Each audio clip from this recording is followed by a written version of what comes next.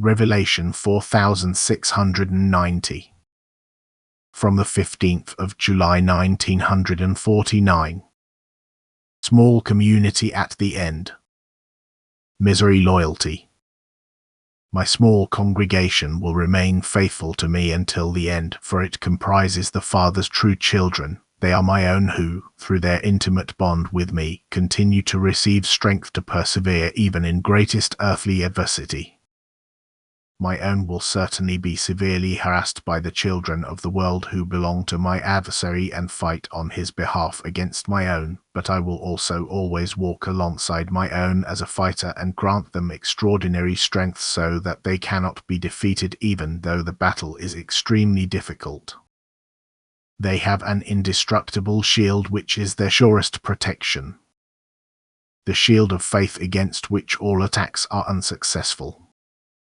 The harder the earthly adversity becomes, the more confidently they expect my help, my coming from above and salvation from earthly adversity through me. They no longer have any earthly protection and are solely dependent on me, on their faith, otherwise they would have to completely abandon me and surrender to their earthly enemies. But now it will be recognizable what a strong faith is capable of.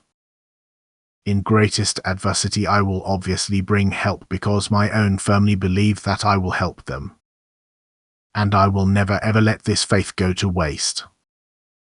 And although the adversaries are earthly highly respected, have an abundance of material goods and seem powerful and strong, my own will not desire their goods, they will only strive upwards. They desire me and spiritual goods. They have completely overcome matter and are therefore also ripe for the stay in paradise on the new earth, which will compensate them for all suffering in the last days before the end. They truly have to pass a test which shall earn them rich rewards, for they do not have to experience the severe suffering and tribulation at the end for their own sake but for the sake of their fellow human beings, who shall recognize by the strength of faith which attitude is the only right one and who still have one last opportunity to profess me in view of the obvious activity on my part which gives them food for thought.